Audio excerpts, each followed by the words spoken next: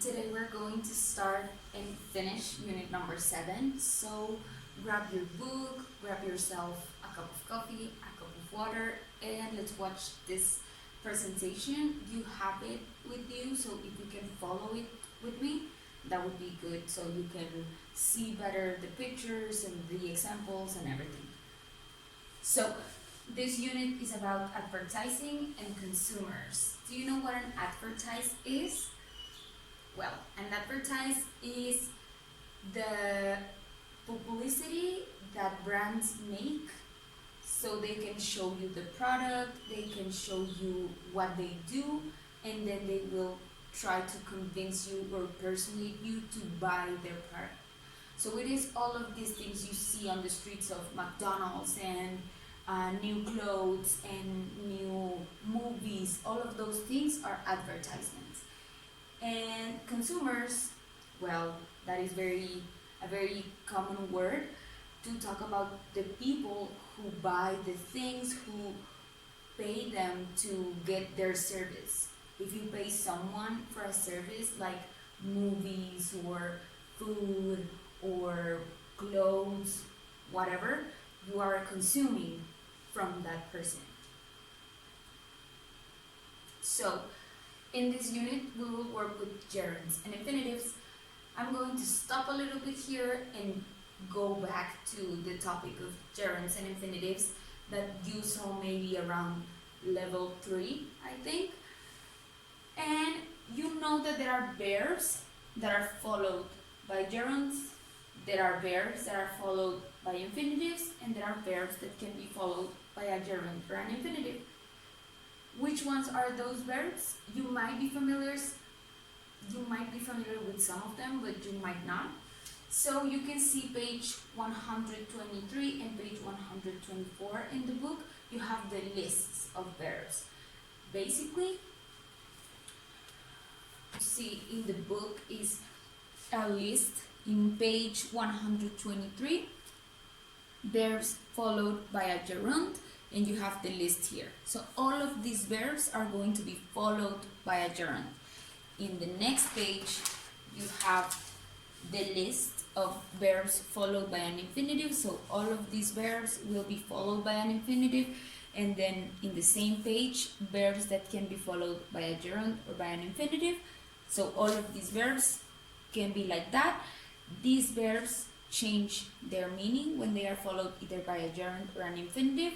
I think we saw some of this in class very briefly, and this list don't change. So you cannot choose to use an infinitive one time and a gerund another time. These lists are always the same. The rules are always the same.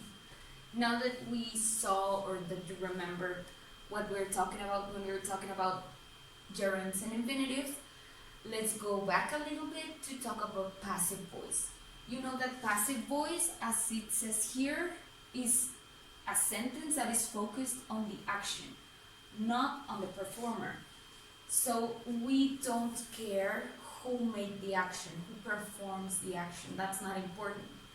You can mention it, but you can also not mention it. And the sentence, the structure of the sentence is the same. For example, this sentence, the popcorn was eaten in 15 minutes. Who ate the popcorn? It's not important. But maybe you want to mention who ate the popcorn in this passive sentence, so you use the by phrase. The popcorn was eaten by your son in 15 minutes. So maybe because it was important to mention that your son ate the popcorn. But the focus on the sentence is on the fact that someone ate the popcorn and not who ate it. And the structure, is the verb to be, and then a verb in past participle. Passive sentences don't focus on the performer of the action.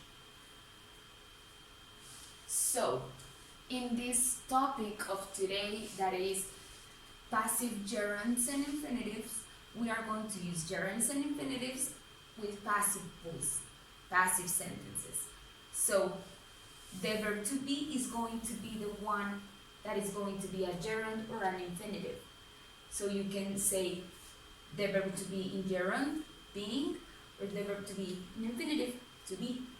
And then the next word is going to be the verb in past participle, because that is the structure. Verb to be, verb in past participle. That verb is going to be the action that the subject is going to receive. For example, Jim Carrey admits being told to stop buying shoes. Maybe Jim Carrey is a big shoes consumer. He's always buying new shoes. And he admits being told by someone. Who is telling him to stop buying shoes? That's not the focus of the sentence. The focus is the receiver of the action, that is Jim Carrey. Why are we using a gerund here? Because the verb admit is always followed by a gerund. You have it in the lists in the book, so you can find here which verbs are followed by an infinitive, which verbs are followed by a gerund, and that infinitive or gerund is going to be the verb to be. The verb admit is always followed by a gerund. So, being is the gerund. The action to tell is not done by Jim Carrey. Jim Carrey is not saying anything. He's being told, so he's receiving the action. That means it's passive and the verb is in past participle. Another example, we have it here, and that is a question. Would Ariana Grande like to be called a shopaholic? What is a shopaholic? It's a person that is obsessed with shopping. So, would like, the verb would like is always followed by an infinitive. That is the rule. Your infinitive with passive is going to be the verb to be. Ariana Grande would like to be called. Called. She's not calling anyone a shopaholic. Someone is calling her a shopaholic. So the action is passive. She's not calling. She's being called a shopaholic. In this case, it's a question, but the structure is the same. The rules are the same. And then we can also use gerunds after a preposition. So remember that prepositions can be of, about, in, on, etc.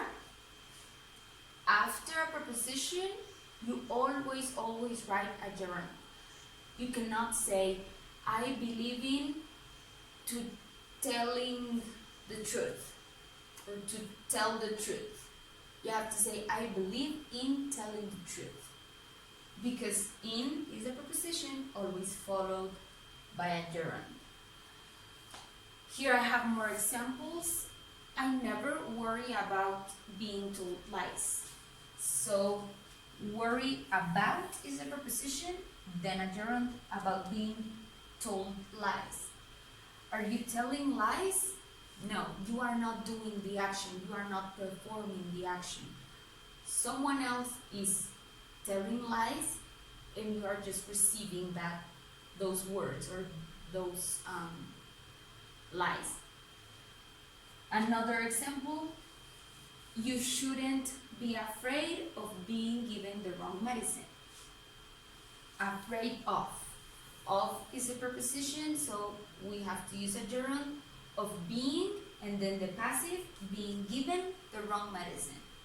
The verb given, you are not giving someone the wrong medicine. Someone is going to give you the wrong medicine. And it says you shouldn't be afraid of being given the wrong medicine, right? So you have the preposition and then the passive action using gerunds or infinitives.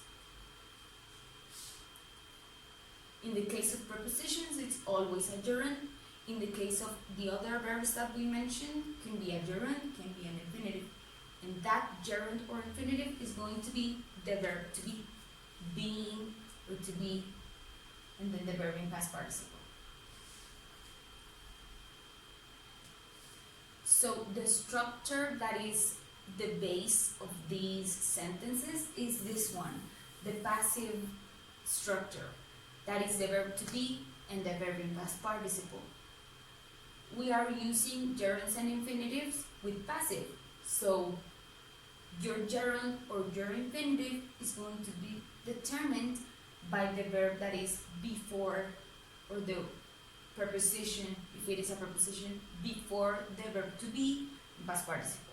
So hopefully these examples are enough to give you the explanation of passive gerunds and passive infinitives. And now we're going to continue with the vocabulary from this unit. Unit number 7, as I told you, is about advertising and consuming, buying, shopping, etc. So we have some vocabulary here. In page 76, you are going to find this vocabulary. So I put here a picture that I think is related to the word.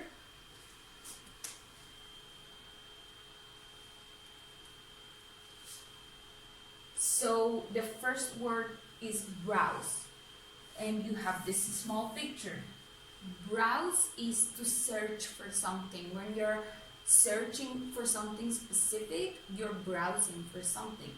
Sometimes you, instead of looking for something on Google or on the internet, sometimes people say browse because you are searching for something. The next word is bargain hunt. When you are hunting, that means you go out to find something specific and to get it.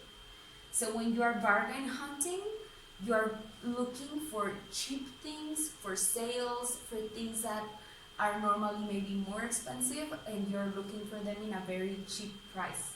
So you're bargain hunting. You're not going to buy anything or things in the regular price because you're looking for bargains. You're looking for cheap things. The next word is comparison shop. So I have that picture of differences and similarities.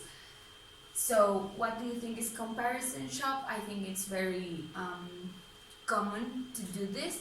When you go to one store, look at the prices, look at the products, and then you go to a different store, look at the prices, look at the products, you compare, and then you buy the one that is better for whatever need you have. The last sentence is window shop, the last phrase. Window shopping, as you can see in the picture, it is when you go to the stores, but you don't get inside the stores, you don't have the intention of buying anything. You just want to go and see what is there, and that's it. You don't have the intention of buying anything, you don't have the intention of even going inside the store. You just stay outside and look at the things from the outside. So that is why it's window shopping, because you are not shopping, you're just looking at the windows and enjoying seeing the things through the windows. In this unit, we also have some expressions in page 78. These expressions are idioms. An idiom is a word or an expression that is not a literal sentence, or it doesn't have a literal meaning. You are referring to something to express something else. These expressions are very common. The first one says, it blows me away. So, as you can see in the picture, it is something that is very amazing, something that amazes you. It gets on my nerves. That is something that makes you like frustrated, or it makes you feel something negative. The third one, it cracks me up. That means it's something very, very funny. It makes you laugh a lot. And the last one, it chokes me up. That is something that makes you feel really sentimental, or maybe it makes you want to cry because it is so sad, or because it is so disappointing. So as you can see, these two are positive expressions, and these other two are like negative feelings, or to express something negative.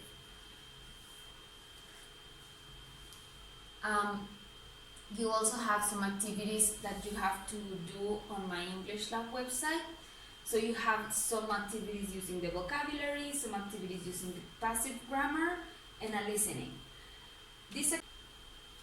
And to end today's activities, I'm going to give you a couple and you have to answer one question, and you're going to have a small conversation through your phones, and I just want you to send me evidence that you had that conversation. Maybe the answer of the question or whatever, just a screenshot of your conversation. It doesn't have to be all the conversation that you had, just some evidence that you have been talking about the topic that I'm going to tell you to speak about.